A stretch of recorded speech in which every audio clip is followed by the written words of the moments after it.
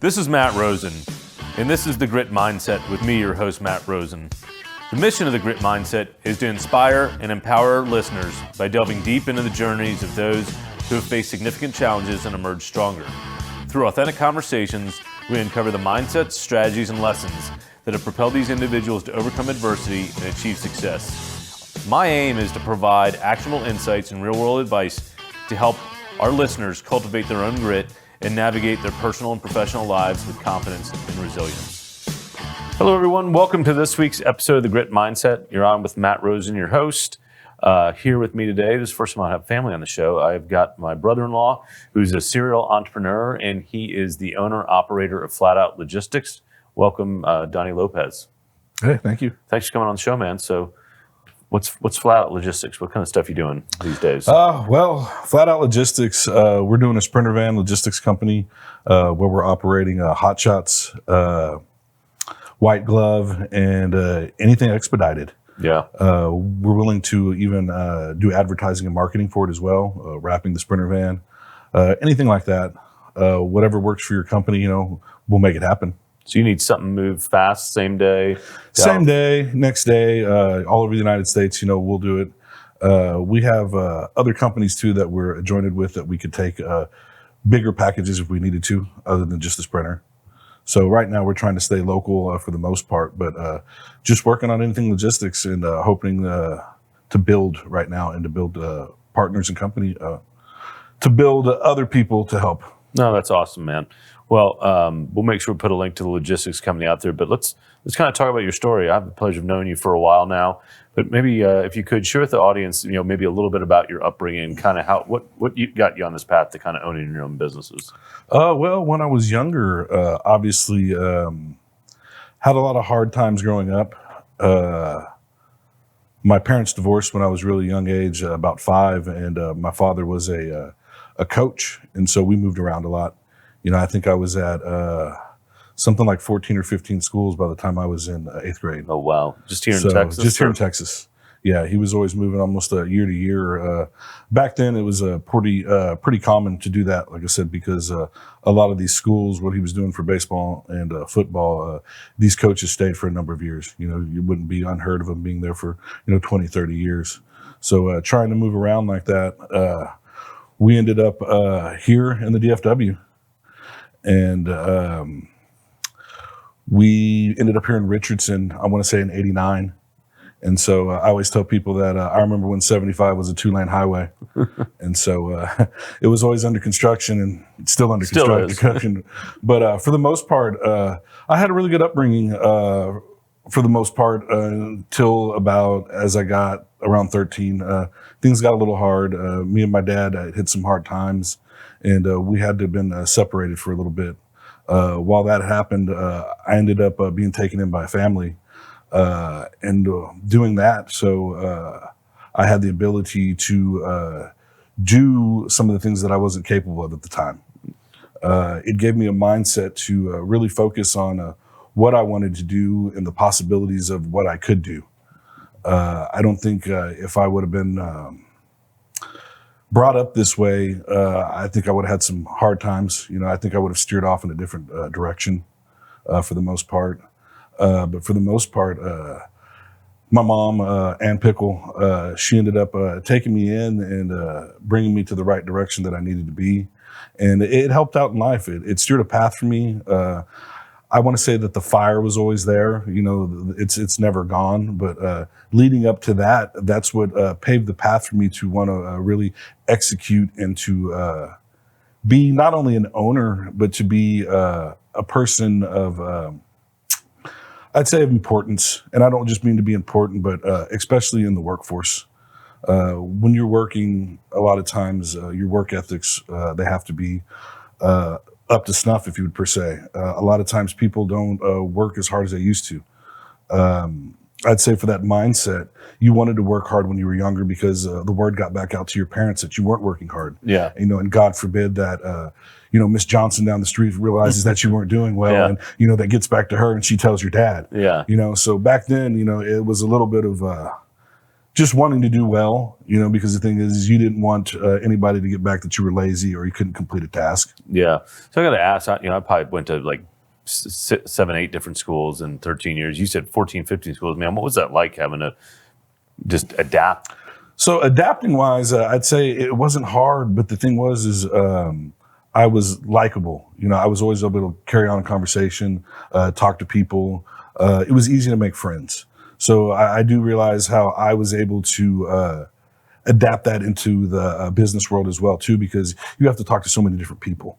You don't know what they're like until you talk to them. So the thing is, you have to get a feel for people. You have to have a conception of what they're going to do and what they need to do. And so by doing that, you have to be friendly. A lot of people aren't friendly. Some people are ornery. I've been told in some industries, to smile. And it's funny, because you tell people all the time, why don't you smile? And then, people reply, I don't get paid to smile. So the thing is you don't really know what people are thinking. Yeah.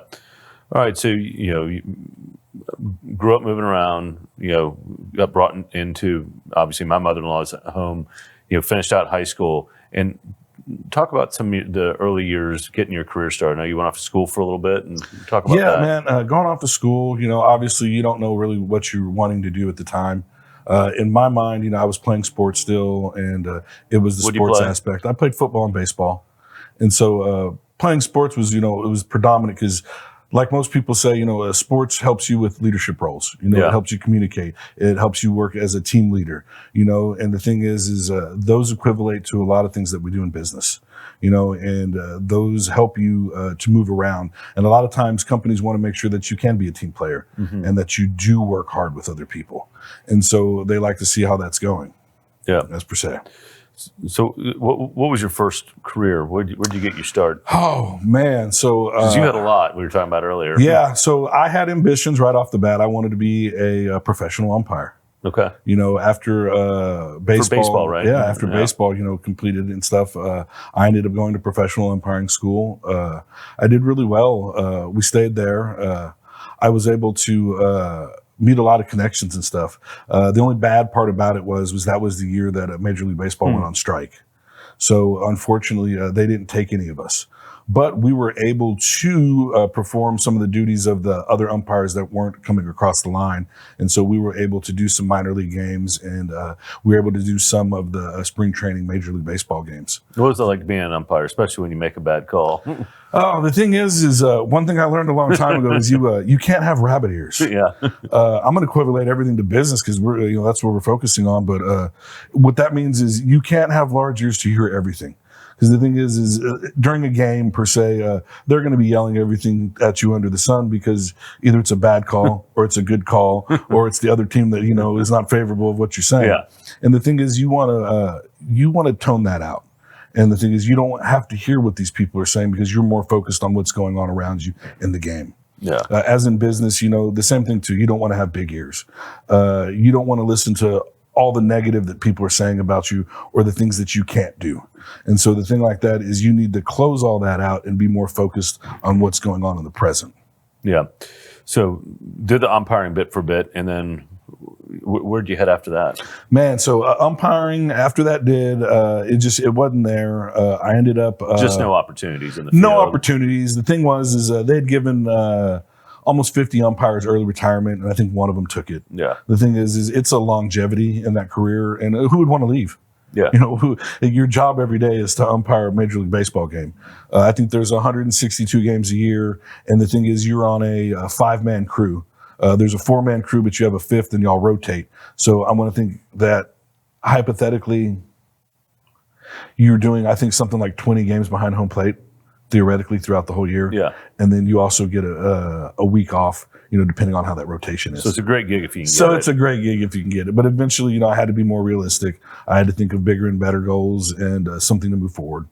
So what I ended up doing after that was I got on with a iron company. And what we ended up doing is we got the contract out at Lockheed Martin. Mm-hmm. So I was at Lockheed Martin for about a year and a half on the F-22 exhaust pit. So we stayed out there and built that. As I was doing that, I was still trying to think of, what to move on. What should I do? At that point, my father, had resurfaced back into the picture and had been doing really well for himself. He was a petroleum engineer for Halliburton. And at that point, he'd been trying to get me to come back into the industry for oil and gas. So I was kept on pushing it off. And the next thing you know, 2007 comes along and he's like, hey, so I ended up coming on and broke out with Halliburton through their engineering school. I went to engineering school at Halliburton and finished there. And then I stayed there for about 2 or 3 years. And then I moved on to New Park Drilling and Resources as a consultant for almost 10. Yeah. So you were out in the oil patch. Right? Out in the oil patch. I was in the Rocky Mountains for almost 6.5 years. And then I was in Central Texas and Louisiana for the next 4. What was that like? Oh, man. Like I said, have you seen the movie Landman? Oh yeah. It's nothing like it. Okay. So the Landman People are dying every day. Landman would never do anything like that. But it's true to some things. Like I said, you're out there. You have 2 towers most of the time, 2 12-hour towers, 6 and 6. You're on site. And the thing is people don't realize that you don't need a whole slew of people to run a rig. It's 6 people, at the most part. Like I said, and it's just watching everybody, making everything runs good and flows good and properly. But the oil field, it'll always be there. And the good thing about that is not only that, but I have certifications in that as well, to where if that's something I ever wanted to go back into, that's something I can fall back onto later on. So I had a really good time in that. And then like anything else, it's past its time. 2008 came along. There was a total breakdown. Everything shot back down. And then next thing you know, oil was over $100, and so we're booming again. There's always a 10-year boom. There's always a 10-year bust. Yeah. It's always happened. It's inevitable. But the thing is it's depends on which side of the bust are you on. And again, with business, you equivalate, how do you roll with the punches and how do you continue to be profitable? The thing is are you this energetic when you're not profitable, when owning a business? And you have to put in the hard work every day to continue doing what you want to do to be profitable. And so once I was done in that industry, I knew it was time to move on. My son was getting older. He started playing more sports. I wanted to be there with him. Yeah, because you were 2 weeks on, 2 weeks off. 2 weeks on, 2 weeks off. Depending on it, sometimes I was able to work with my father the last 4 years. We ended up opening our own company. And so the good thing about that was my dad wanted to work more than I did. So he would work 3 weeks on and I would work a week on. Nice. So, or we would do 1 week on, 1 week off, depending on, how we were able to do it. So I was able to structure what I needed to do and still be there for my kid. Yeah. And stuff like that at the time. What was that like, opening a business with your dad? Oh man, it's crazy, especially having 2 engineers in the oil field. It's different because the thing is it's a nonstop, moving event. The thing is there's so many different moving parts of it. And if everybody's not on the same page, then it becomes chaotic.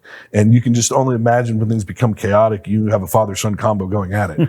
So there's been several times, where we've yelled at each other and things like that, but it's all in good faith.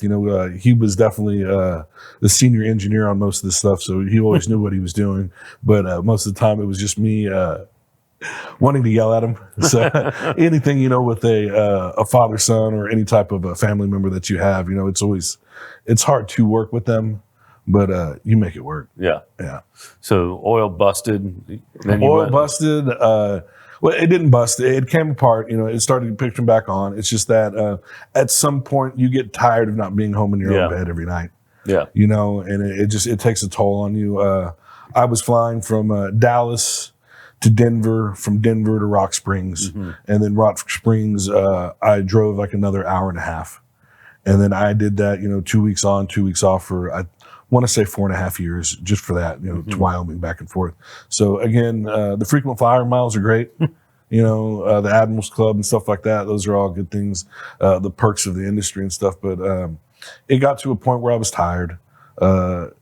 Being away from family and not being able to see your son grow and being there for, putting him to bed and stuff. So you have to, I want to say, you have to balance both lives. on what you're doing between your professional and home life. Yeah. And so the thing is, you can't come home upset from something that happened that day and take it out on your family. Yeah. So you have to know when you can decompress and relax when you walk in the door, and it has to be, family time. Yeah. Because the thing is nobody wants to hear how much money you lost, or no one wants to hear how much money you gained, or no one wants to know about the people you fired or the people you hired. All they want to know is that the bills are paid and everybody's loved and dad's home. Yeah. And the thing is once they start worrying and seeing that you're worried, then it causes a chaotic house. Yeah. From the oil patch, you ended up in the events business, which you're still in a little bit today, right? Still I'm in that today, yeah. So my neighbor, give a shout out, Rick Hewitt. Rick Hewitt ended up owning Raw Productions, and at that time, he'd been doing a lot of stuff, events and live events and stuff like that, experiential marketing. And so I want to say the first event that we did was we had a feeding in the park in Dallas for Blue Apron. Okay. And so Blue Apron put on this event. Being like the homeless or just people? Well, people in general, Okay, but okay. the homeless did show up. All right. And of course they're going to when there's free food.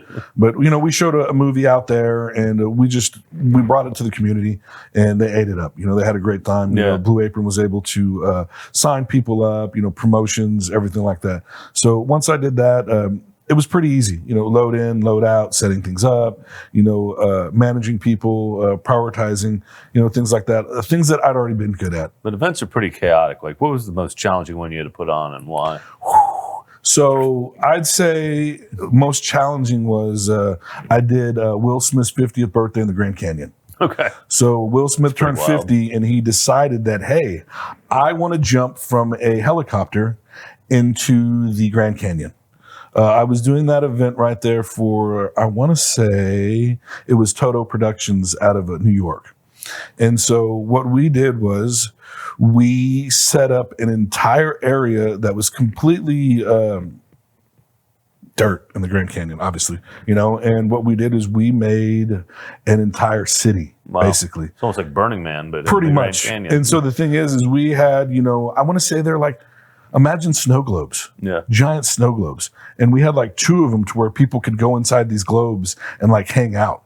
And there was, obviously TVs, sitting, everywhere like that. They're getting ready for, it was called The Jump. And so Will Smith decided that, hey, I'm going to jump for my 50th birthday out of a moving helicopter into the Grand Canyon.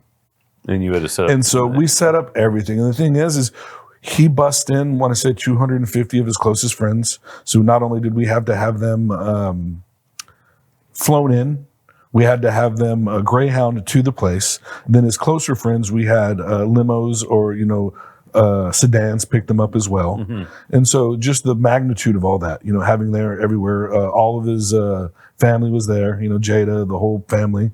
So the whole thing I want to say is the hardest about it is we had his production company there. I think we had YouTube there. Mm-hmm. We had 5 or 6 production companies trying to film this. Yeah. So not only that, normally when I do work, we have maybe one production company and then adjointed other people, or we have one person, and we didn't, and we had so many people on site. So it was a cluster, but the thing was, is it worked out. Everything ran smoothly, but I'd say that was one of the bigger events that I've done that was just total chaos everywhere, but it ended up being a great event. Yeah. Well, you're on the grit mindset, so I ask every guest, what's grit mean to you? What does grit mean to me? I think grit is something that is inside you that we're born with. It's a burning sensation that I'd say that doesn't stop. Mm-hmm. It's a focus that we have that we want to continue to be great and do great things. And it's not only doing great things in the moment, it's doing great things when people aren't watching. Mm-hmm. Because the thing is everybody remembers your accolades, but nobody remembers your perseverance, of what it took to get there. Yeah. And the thing is I'd say grit is more than likely something you're born with and something that you can continue to have because it's a fire that burns, and not only burns, but it's something that drives you every day to get up. Yeah. One thing I always wonder about, you talked a lot about your son, Dayton, and, I've obviously got 2 daughters, and we both grew up pretty gritty backgrounds. What do you do to instill grit in him? So I've already started making him work with me in a lot of the things that we do. Yeah. We actually did an activation at what fair was he at? Anyways, we did a thing for Walmart, and we were at we did it for a fair. So we spent 3 weeks at the fair. So the good thing is I let him be the tour manager assistant. Okay. So the thing is nepotism is real. It sure is. So the good thing is he was able to do that. But we were there. We did it together. We had a lot of fun. And the thing is he helped me more than anything that I can imagine. Yeah. You know what I'm saying? And the thing is as we get older, we're not capable to do a lot of things that we can still do. And so having younger people there to per se do more of the heavy lifting, always works out. But instilling in him that, waking up every day and doing a job, and not only doing the job, but doing it right. The thing is it's one thing to go in and do something, but it's another thing to complete it and finish it and do it to the way it's supposed to be. Yeah. So having that mindset and trying to instill him is good. But again, like with anything else, they have to find their own way. Mm-hmm. No 2 people are ever the same. So whether he has true grit or the feeling inside of him, that's something for him, to go down. All you can do is present the opportunities for him to build the grit in us. Right. And the thing is you don't know if it's in them. The thing is as a parent, you'll say that it's in them, and you'll say, hey, all that. But the thing is it comes down to hard work, dedication, and motivation, just watching them do it. Yeah. So you've had a lot of different, do we cover all the different odd jobs and interesting jobs? There's been so more. The thing is in business, like I said before, we wear so many hats. Yeah. I've been the dishwasher. I've been everything that you can imagine under the sun, and then have moved my way up. A lot of times I've been quoted as the idea guy, and I like that because the thing is I do have a lot of ideas. I bring a lot of ideas to the table. Whether I can complete those ideas, that's one thing. But the thing is I do have ideas, and they utilize very well. And the structure that I bring, it helps out in a lot of the industries that I am. Yeah. And just due to that, and I credit that to I'd say the many different jobs.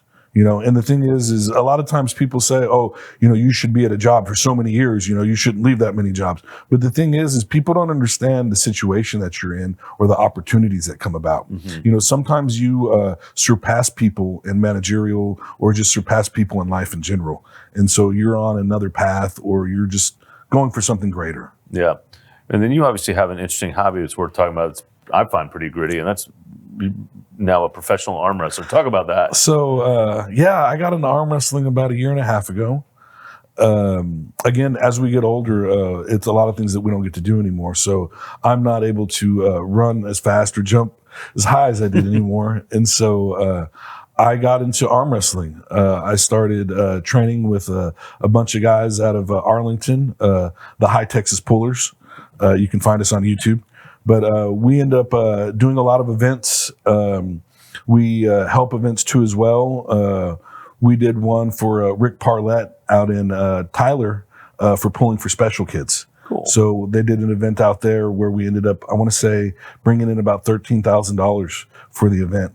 So just for that, it's a lot of fun to be out in this community, because it's a small community, the arm wrestling community. A lot of people are continuously growing in this sport, and it's fun. I love it. I'm getting better, and it's not something that I thought I'd be doing in life, just like a bunch of the businesses. What did you do to train for that? Oh, man. So I ended up taking away from all training that I used to do before sports-wise. I do a lot of kettlebell. I do a lot of pinch points. I try to strengthen my hands. The thing is about arm wrestling, it's about taking control of someone's wrist and hand. So the thing is you want to make sure that when you grab somebody's hand or wrist, that you want to take total control of it.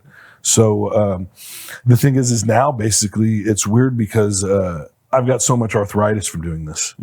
My hands have gotten bigger. My fingers have gotten longer. Your forearms grow exponentially bigger from what you do. And it's weird because now I can crush things harder than I can before. And what's crazy is that over the years of bodybuilding and lifting and stuff like that and becoming strong, you finally realize what bodybuilding strength is and what actually having, and they say old man strength all the time, which is funny because they say you find your old man strength at a younger age. But as you grow, if you continue to use your hands, it helps a lot, in the industries that I've been working with my hands and moving around, you grow a lot of strength. And a lot of times you don't realize that until you actually grip up with somebody and feel the raw power of grabbing someone. Yeah. When's the next competition? Looking at Corsicana at the end of February. Nice. So again, it's fun. It's motivating. And I think it's a sport that's it's starting to grow. I play pickleball as well, like I told you before. Right now I'm having a little problems with my knee, but another sport as well that's growing and only getting bigger. I'd really like to see both of them in the Olympics. Yeah. That'd be really awesome. We've already had breakdancing. We saw where that went. So if that can get there, I can see pickleball and arm wrestling at some point. Are you going to make your Olympic debut maybe you never know. 2028? At this sport now, I don't think you would ever fail. I don't think that I would ever be a Winter Olympics person unless curling. Yeah. And I think curling at that point, like anybody could be, an Olympic star. So I think between that and what I'm doing now, those are my only chances. Yeah. Well, man, it's been awesome having you on the show. Is there anything we didn't cover? Any, so whether it's stories of challenge or, interesting situations? So I want to bring this out. So the thing is in life and in business, the thing is you always have to have a mentor. Yeah. Whether it's just someone to look up to or someone just to blow some steam off of. And I want to revert back to a friend of mine. His name's Rick Hewitt. Growing up with Rick through projects and watching, both ourselves grow, not only in the industry but professionally. And the thing is we had a saying. So there was the right way to do it, there was the wrong way to do it, and then there was the Rick Hewitt way to do it. And the thing is the Rick Hewitt way was always the better way. It was the way to do it. And so what I equivalent that to was Rick knew what it was to run a business. Rick knew what it was to talk to customers. Rick knew what it was to be the guy. And see, at that time, you have to not only be friendly, but you have to make sure that you feel everybody comfortable. Because the thing is in business, as with anything else, if the client doesn't feel comfortable and it doesn't feel it's going the way that they want it to, they'll pull their money. They'll pull their sponsorship. They'll pull their partnership, whatever it wants to be, whatever you say. And the thing is he always knew what to say and what to do. Whether it be setting something up and being so prestigious to something being off a degree. He knew that it needed to be brought back, and things along that thing. So we all needed a Rick Hewitt, and I was able to find one. And so what it did was it helped me. It brought a passion to what I was doing. And not only that, he brought focus. I had a master and I was able to learn from him. And not only that, I was able to learn the right way to do it.